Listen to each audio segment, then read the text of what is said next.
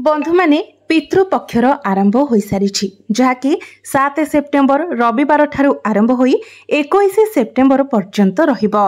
एही 15 दिनर अवधि को आमे माने पितृपक्ष बा श्राद्ध दिवस रूपे पालन करिथाउ।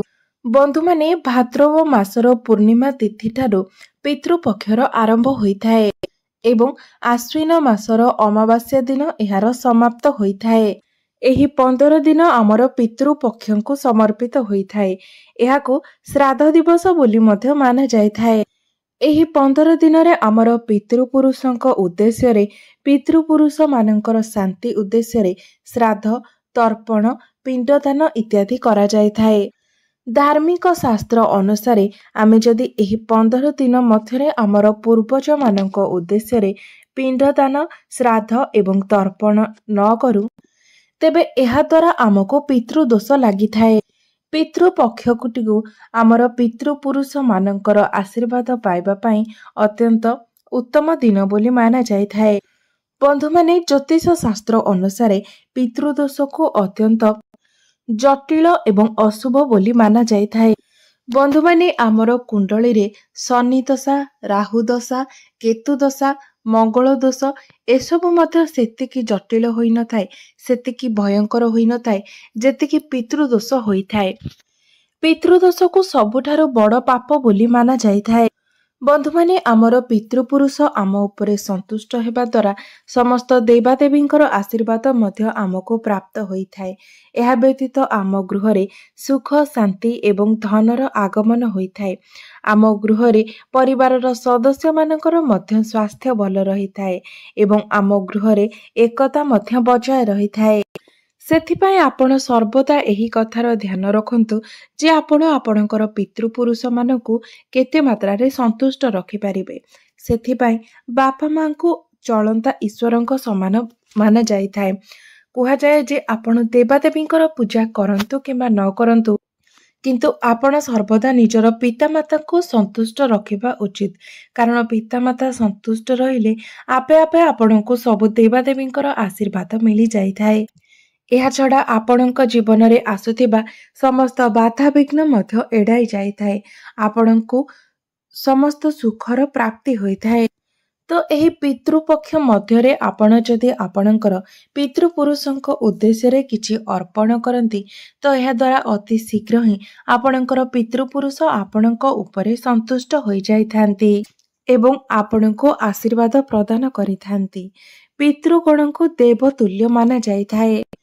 आमर शास्त्र अनुसार जो व्यक्ति उपरे पितृपुरुषंकर आशीर्वाद रही थाए तांको देवादेवींकर आशीर्वाद मध्य स्वतः प्राप्त होई जाइथाए। पितृपक्षटी पितृपुरुषंको अर्पण करा जाइथाए। तो एही 15 दिन मध्यरे आपण कोनोसी भी शुभ मांगलिक कार्य करंतु नाही। पितृपक्षरे आपण निजर पितृपुरुष मानक आत्मार शांति निमते भागवत मध्य पाठ करंतु। बंधु माने पितृपक्ष अर्थात श्राद्ध पक्ष सेही समय होइथाए जेउ समय आमर पितृपुरुष आम मानक निकट को आसीथांती एवं आमे आमर पितृपुरुषंक उद्देश्य रे श्राद्ध कर्म करी तांकर आशीर्वाद प्राप्त करिथाउ। आमर हिंदू धर्म रे मृत्यु परे मृत व्यक्तिंक उद्देश्य रे श्राद्ध कार्य करिबाकू अत्यंत जरूरी बोली माना जाइथाए।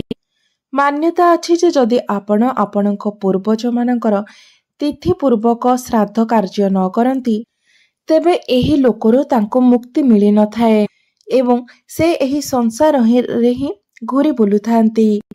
बंधु माने ब्रह्म वैवर्त पुराण अनुसार देवता माननको प्रसन्न करिबा पूर्वरु मनुष्य को निजर पितृपुरुषंको प्रसन्न करिबा आवश्यक होइथाए। कारण पितृदोष अत्यंत भयंकर दोष होइथाए। पितृपुरुष माननको संतुष्ट करिबा पाई आपण प्रत्येक वर्षर भाद्रव मास पूर्णिमा तिथि ठारू आरंभ करी आश्विन मासर अमावास्या तिथि पर्यंत पितृपक्ष श्राद्ध होइथाए एवं एही 15 दिन रे जमराज आमर पितृपुरुष माननको मुक्ति प्रदान करिथांती जहा फल रे से निजर परिजनଙ୍କ ଠାରୁ श्राद्ध ग्रहण करि पारिबे। ମାନାଯାଏ ଯେ ଯେଉଁ ଗୃହର ପିତୃପୁରୁଷ ସେମାନଙ୍କ ଉପରେ ସନ୍ତୁଷ୍ଟ ଥାନ୍ତି ସେହି ଗୃହରେ କେବେ ବି ଅଭାବ ଅସୁବିଧା ଦେଖା ଦେଇନଥାଏ କିମ୍ବା କୌଣସି ପ୍ରକାରର ସମସ୍ୟା ମଧ୍ୟ ସେହି ଘରକୁ ଆସିନଥାଏ। କାରଣ ପିତୃପୁରୁଷ ସନ୍ତୁଷ୍ଟ ହେବା ଦ୍ୱାରା ତାଙ୍କୁ ଦେବାଦେବୀଙ୍କର ଆଶୀର୍ବାଦ ମଧ୍ୟ ପ୍ରାପ୍ତ ହୋଇଥାଏ। ଏବଂ ଶାସ୍ତ୍ର ଅନୁସାରେ ଯେଉଁ ଗୃହର ପିତୃପୁରୁଷ ସେମାନଙ୍କ ଗୃହ ଉପରେ ସନ୍ତୁଷ୍ଟ ନଥାନ୍ତି ସେମାନଙ୍କୁ ଜୀବନରେ ଅନେକ କଷ୍ଟ ଭୋଗ କରିବାକୁ ପଡ଼ିଥାଏ। ଯେଉଁ ଗୃହରେ ପିତୃଦୋଷ ଲାଗିଥାଏ ସେହି ଗୃହ ଛାରଖାର ହୋଇଯାଇଥାଏ। ସେହି ଗୃହକୁ ଗ୍ରହ କ୍ଲେଶ, ରାହୁ ଦୋଷ ଏବଂ ସମସ୍ତ ପ୍ରକାରର ବାଧାବିଘ୍ନ ଦେଇ ଗତି କରିବାକୁ ପଡ଼ିଥାଏ। ଆପଣଙ୍କୁ ଦାରିଦ୍ର୍ୟତାର ସାମ୍ନା କରିବାକୁ ପଡ଼ିଥାଏ। ଆପଣଙ୍କ ଉପରେ ଋଣ କରଜର ଭାର ବଢ଼ି ଯାଇଥାଏ।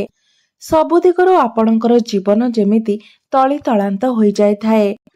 କାରଣ ମୁଁ ଆରମ୍ଭରୁ ହିଁ ଆପଣଙ୍କୁ କହିସାରିଛି ଯେ କୁଣ୍ଡଳୀରେ ଶନି ଦଶା, ରାହୁ ଦଶା, କେତୁ ଦଶା, ମଙ୍ଗଳ ଦଶା ଏସବୁ ଯେତିକି ଭୟଙ୍କର ନୁହେଁ ପିତୃଦୋଷ ସେତିକି ଭୟଙ୍କର ହୋଇଥାଏ।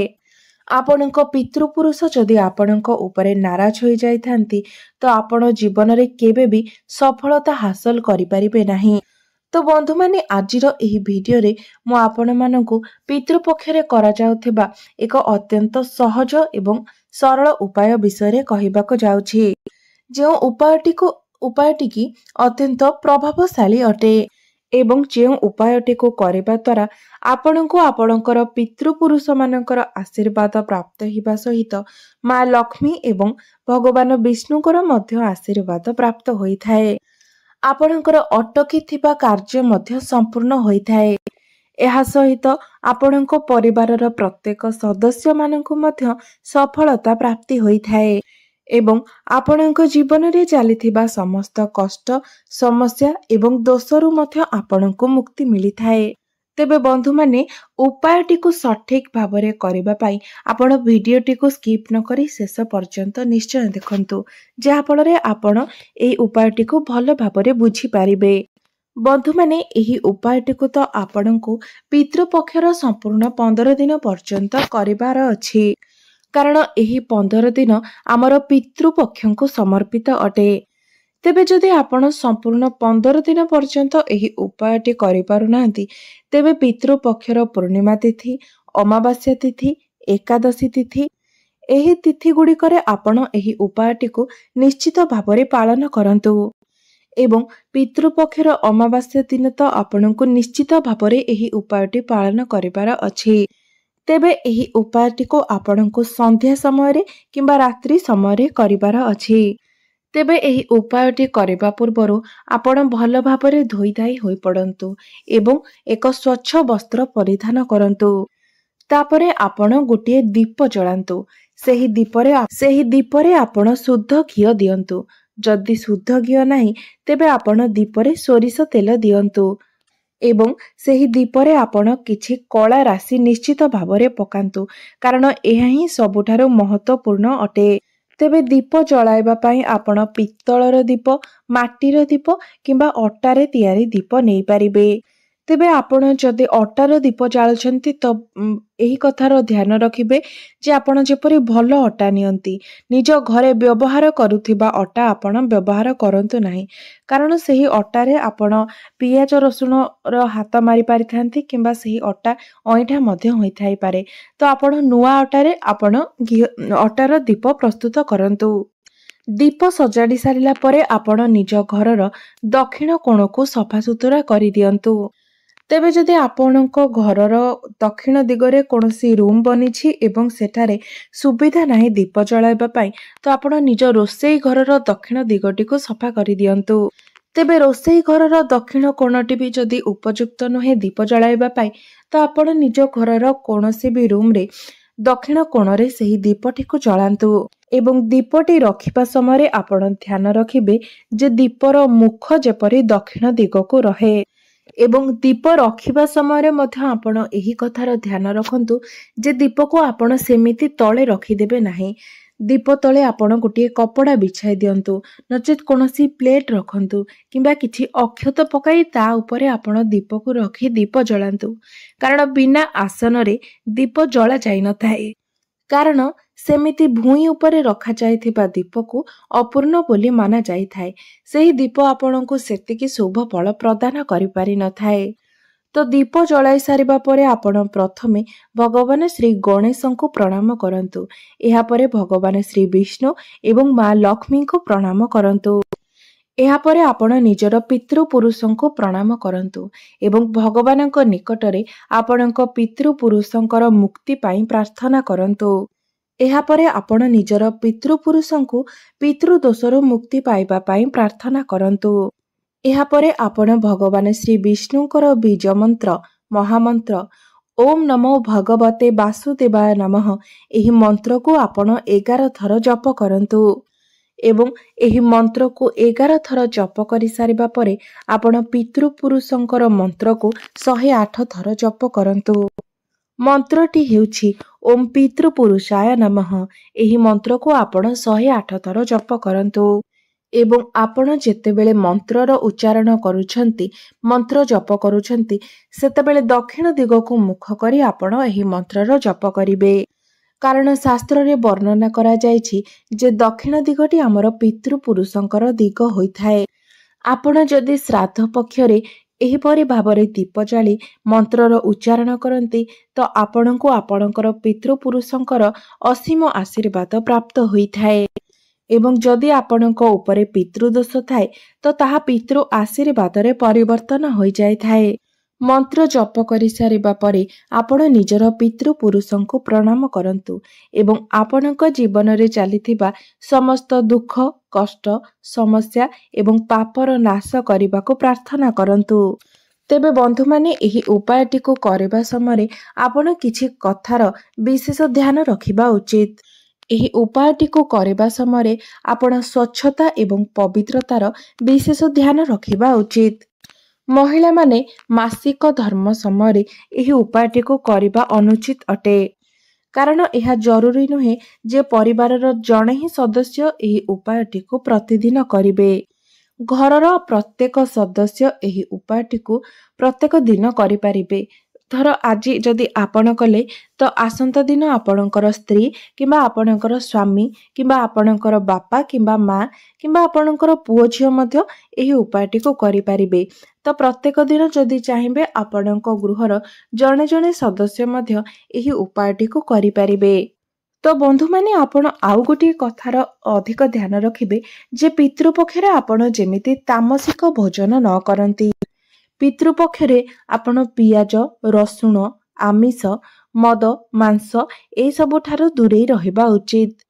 ପିତୃପକ୍ଷ ମଧ୍ୟରେ ଆପଣ କେବେ ବି କୌଣସି ଶୁଭ କାର୍ଯ୍ୟ କରନ୍ତୁ ନାହିଁ କିମ୍ବା ଶୁଭ କାର୍ଯ୍ୟର ଆରମ୍ଭ କରନ୍ତୁ ନାହିଁ। ଏହା ବ୍ୟତୀତ ପିତୃପକ୍ଷ ମଧ୍ୟରେ ଆପଣ କୌଣସି ନୂତନ ଜିନିଷ ମଧ୍ୟ କିଣନ୍ତୁ ନାହିଁ। ଆପଣ ଏହି ସମୟରେ ନୂତନ ଯାନବାହନ ମଧ୍ୟ କିଣନ୍ତୁ ନାହିଁ କିମ୍ବା ନୂଆ ବସ୍ତ୍ର ମଧ୍ୟ ଆପଣ ଏହି ସମୟ ମଧ୍ୟରେ କିଣନ୍ତୁ ନାହିଁ। ବନ୍ଧୁମାନେ ଘରର ଆବଶ୍ୟକ ଜିନିଷ ଛଡ଼ା ପିତୃପକ୍ଷ ମଧ୍ୟରେ ଆପଣ କୌଣସି ବି ନୂତନ ଜିନିଷ କିଣିବା ଅନୁଚିତ ହୋଇଥାଏ। ବନ୍ଧୁମାନେ ପିତୃପକ୍ଷ ସମୟରେ ନଖ କେଶ କିମ୍ବା ଦାଢ଼ି କାଟିବା ମଧ୍ୟ ଅନୁଚିତ ହୋଇଥାଏ। ପିତୃପକ୍ଷ ମଧ୍ୟରେ ଆପଣ ବ୍ରାହ୍ମଣ କାଉ କୁକୁର ପିମ୍ପୁଡ଼ି ଏମାନଙ୍କୁ ଖାଦ୍ୟ ଦେବା ବହୁତ ଶୁଭ ହୋଇଥାଏ। କାରଣ ପିତୃପକ୍ଷ ମଧ୍ୟରେ ଯଦି ଆପଣ ଏମାନଙ୍କୁ ଭୋଜନ ଦିଅନ୍ତି ତ ଆପଣଙ୍କ ଉପରେ ଲାଗିଥିବା ପିତୃଦୋଷ ପିତୃ ଆଶୀର୍ବାଦରେ ପରିବର୍ତ୍ତନ ହୋଇଯାଇଥାଏ। ଆପଣଙ୍କୁ ଆପଣଙ୍କ ପିତୃପୁରୁଷଙ୍କ ଠାରୁ ଆଶୀର୍ବାଦ ପ୍ରାପ୍ତ ହୋଇଥାଏ। ପିତୃପକ୍ଷ ମଧ୍ୟରେ ମଧ୍ୟ ଆପଣ ଅଧିକ ମେକଅପ୍ କରନ୍ତୁ ନାହିଁ। ପିତୃପକ୍ଷ ମଧ୍ୟରେ ଆପଣ ନିଜ ଗୃହ ମଧ୍ୟରେ କଳି ଝଗଡ଼ା ରାଗରୁଷା ମଧ୍ୟ କରନ୍ତୁ ନାହିଁ। ଏହା ବ୍ୟତୀତ ପରନିନ୍ଦା ପରଚର୍ଚ୍ଚା ମଧ୍ୟ ଘରେ କରନ୍ତୁ ନାହିଁ। କାରଣ ଏହି ସମୟରେ ଆମର ପୂର୍ବପୁରୁଷ ଆମର ଘରେ ଆମର ଆଖପାଖରେ ହିଁ ରହିଥାନ୍ତି।